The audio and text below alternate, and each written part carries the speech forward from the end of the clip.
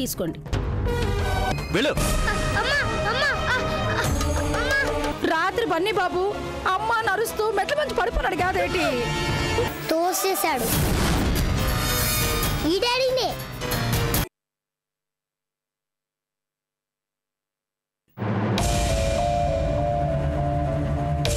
ఏంటమ్మా అసలు ఎలా జరిగింది? బన్నీ మెట్ల మీద నుంచి పడిపోవడం ఏమిటి? పడిపోలేదు, వాడే ఆ దుర్మార్గుడే కావాలని తోసేశాడు. ఏంటి, ఆదిత్య బన్నీని కావాలనే తోసేశాడా? ఎందుకమ్మా? అడ్డుగా ఉన్నాడని. నన్ను లొంగ తీసుకోకుండా ఆ పసివాడు అడ్డుపడ్డాడని. అమ్మా అర్చన, ఏంటమ్మా నువ్వనేది? అంటే ఆదిత్య నిన్ను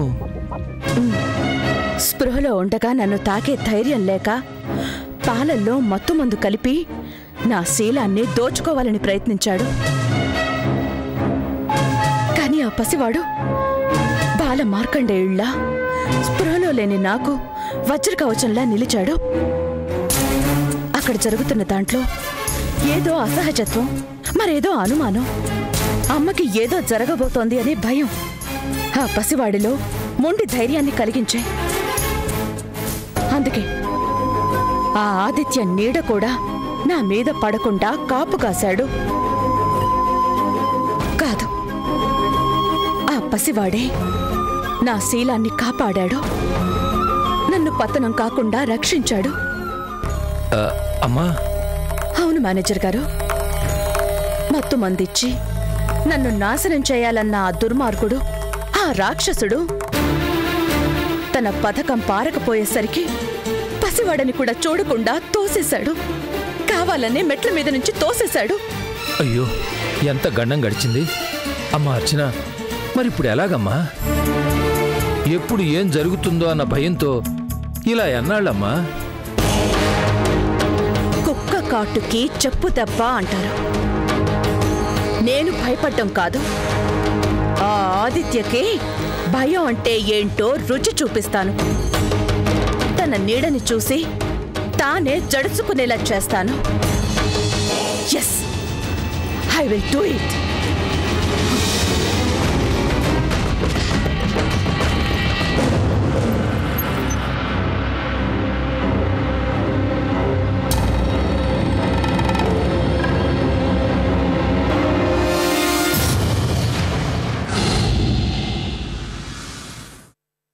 వెంకట్రా,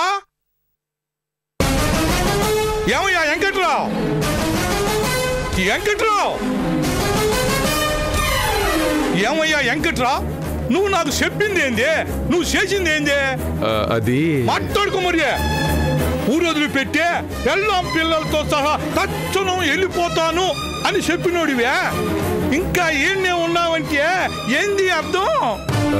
క్షమించండి రామదాస్ గారు, నేను ఊరొదిలిపెట్టి వెళ్ళాలని అనుకున్నాను.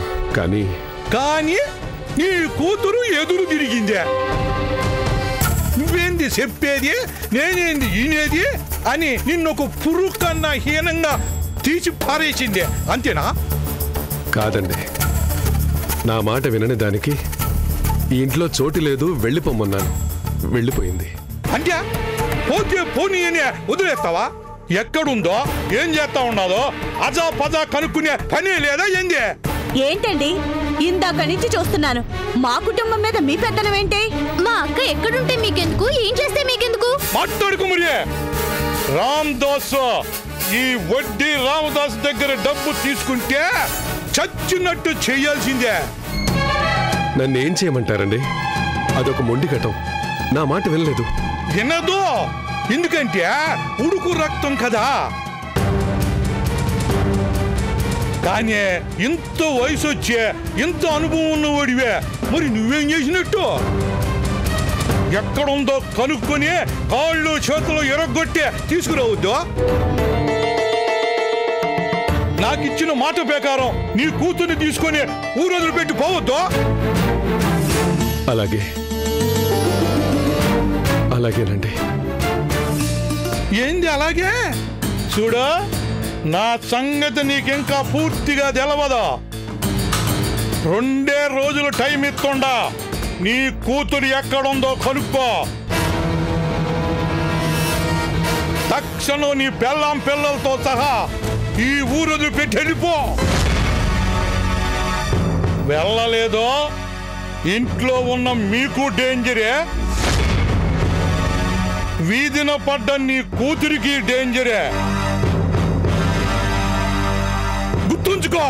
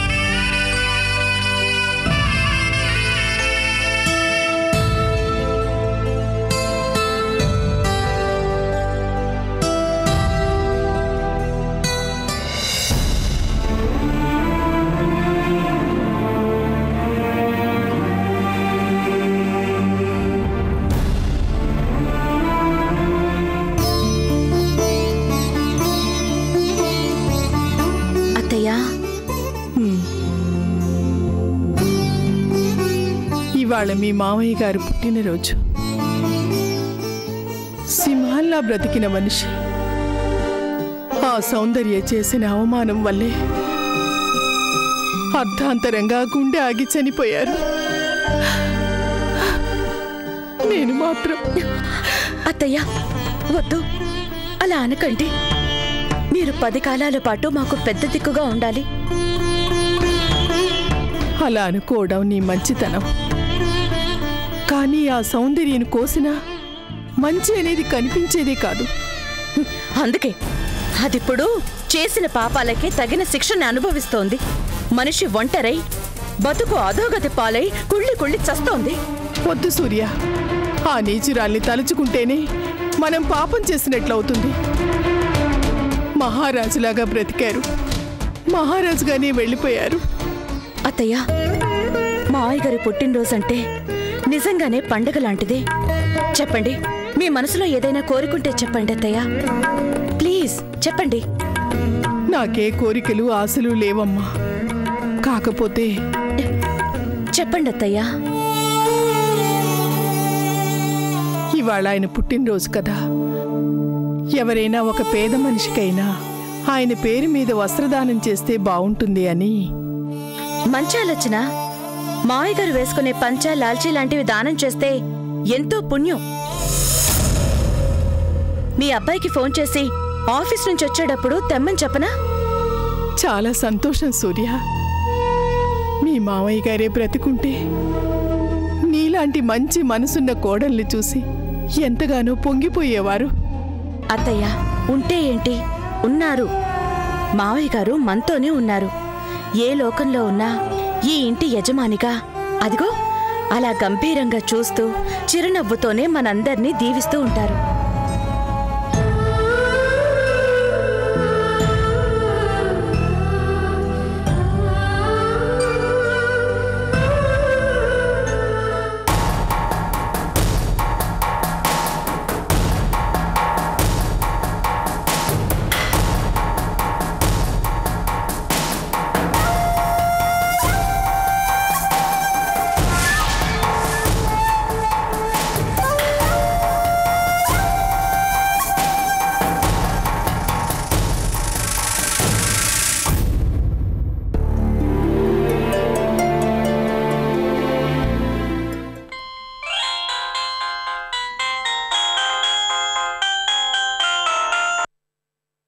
హలో, ఎవరు? ఎవరని అడుగుతుంటే నువ్వెవరు? హలో హలో, ఎవరు మాట్లాడేది?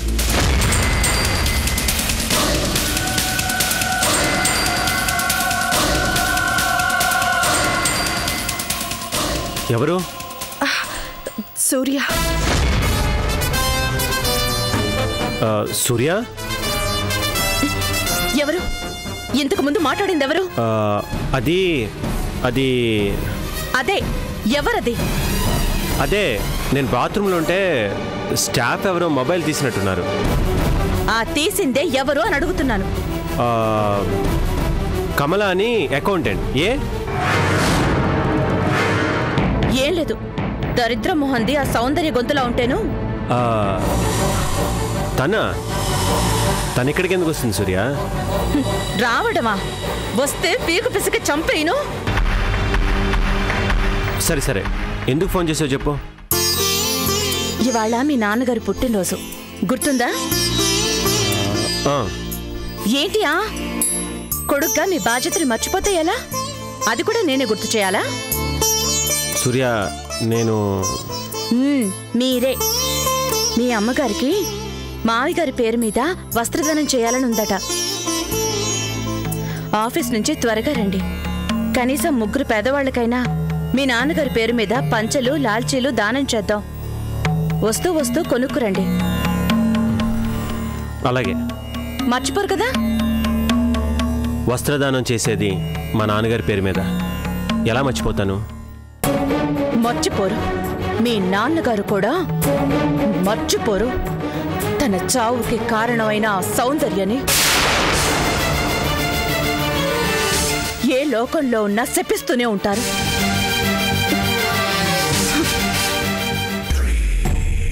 కృష్ణ, ఇవాళ మీ నాన్నగారు పుట్టినరోజు కదూ?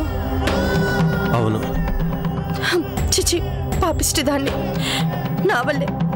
నా వల్లే దేవుళ్ళ లాంటి మావయ్య గారు ఈ లోకంలోంచి వెళ్ళిపోయారు.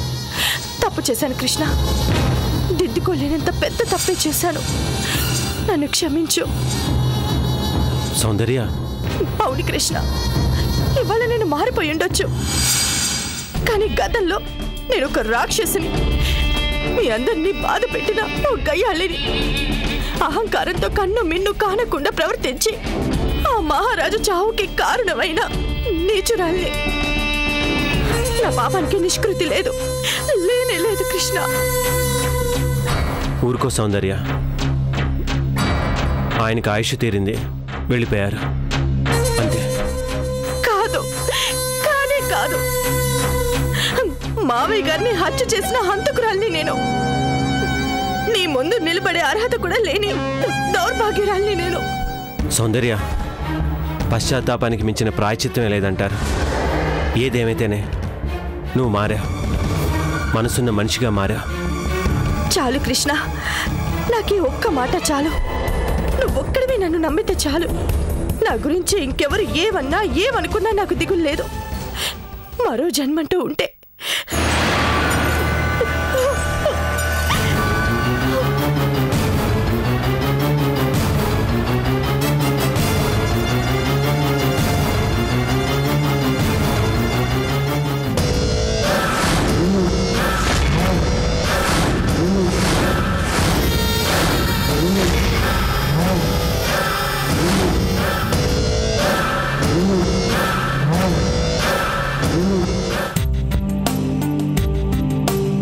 మేడం, మన కంపెనీ సేల్స్ గ్రాఫ్ రోజు రోజుకి పెరుగుతూనే ఉంది, కానీ అనుకున్న టార్గెట్స్ని మాత్రం చేరుకోలేకపోతున్నాం. ఈ మీటింగ్లో సేల్స్ ప్రమోషన్ గురించి చర్చించి తగిన నిర్ణయం తీసుకుంటే బాగుంటుంది. వెల్, ఈ కంపెనీ డైరెక్టర్స్గానే కాదు, ఎంతో అనుభవం ఉన్న వ్యాపారవేత్తలుగా మీ సలహాల్ని సూచనల్ని ఆహ్వానిస్తున్నాం. మేడం, రోజు రోజుకి మార్కెట్లో పోటీ ఎక్కువ అవుతోంది. కాంపిటీషన్ తట్టుకోవాలంటే పబ్లిసిటీని పెంచుకోవడం ఒక్కటే మార్గం. మీరే అంటారు? మేడం, టీవీలు మనిషి జీవితంలో ఒక ముఖ్యమైన భాగం అయిపోయాక ఇన్నోవేటివ్గా ఆలోచిస్తేనే అనుకున్న గమ్యానికి చేరుకోగలం. రెడ్డి గారు, మీరే అంటారు? Madam, publicity okay, innovating planning okay, కానీ వీటన్నిటికంటే ముందు కస్టమర్లకి ఊహించని స్థాయిలో రాయితీల్ని డిస్కౌంట్ని ప్రకటించడం చాలా అవసరం. శుద్ధ దండగా.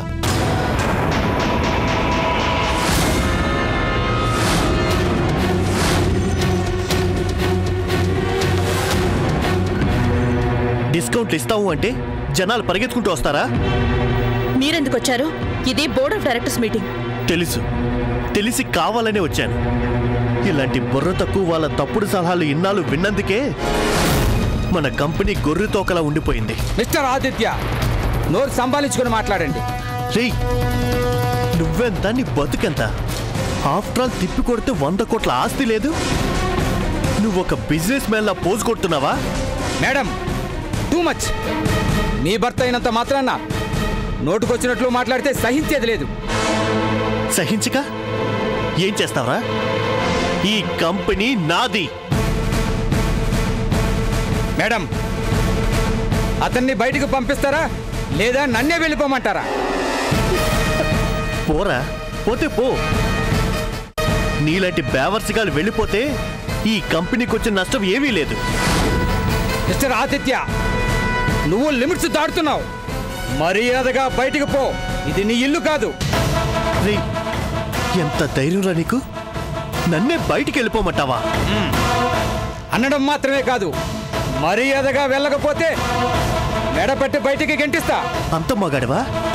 రారా, ఈ రోజు నువ్వు నిన్ను. ఆగండి, ఆగండి. ఆదిత్య బాబు, ఏమిటి ఇదంతా? సారీ ఫ్రెండ్స్, జరిగిన దానికి నేను క్షమాపణ చెప్తున్నాను. ఈ మూడ్లో మీటింగ్ కంటిన్యూ చేయలేను. క్యాన్సిల్. I'm very sorry.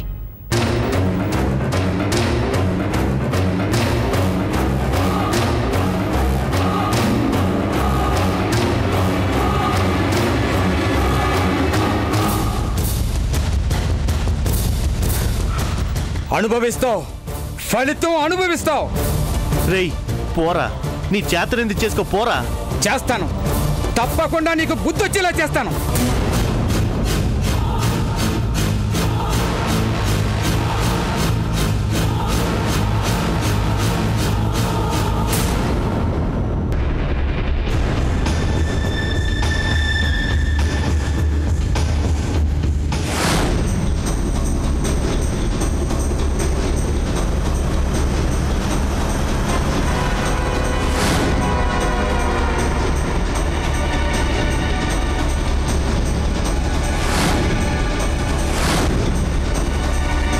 నన్ను నా అంతు చూస్తానంటాడా?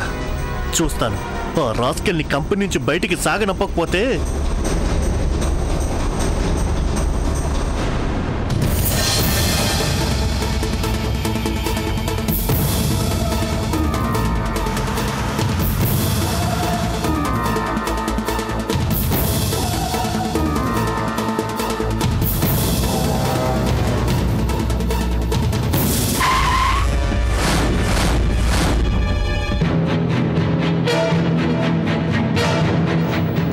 ఎవరా మీరు? అడిగేది మిమ్మల్ని.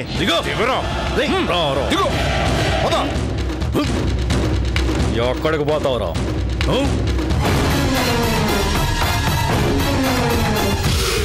ఎవరా? ఏం కావాలరా మీకు? ఒక్క నిమిషం. డబ్బు కావాలా? డబ్బు కావాలా? తీసుకోండి రా. అంత మీదేరా, తీసుకోండి.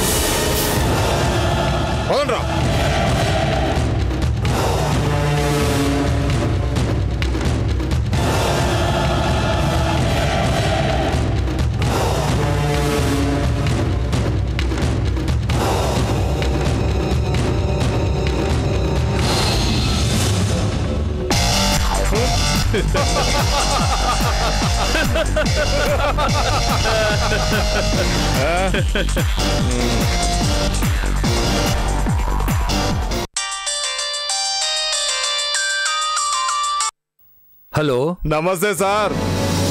ఏమైంది? అంతా ఓకేనా?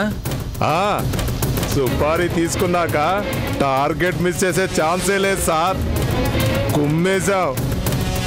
ఇప్పట్లో కోలుకోలేడు సార్. Very good.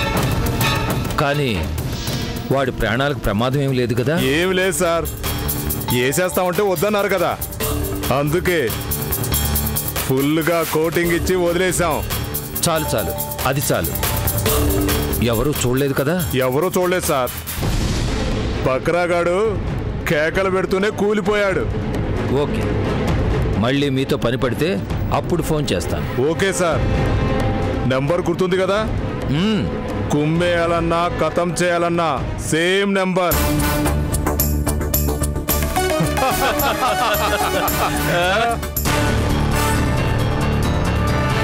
అమ్మా అమ్మా అర్చన, అంతా మనం అనుకున్నట్టే జరిగిందమ్మా. నిజంగానా?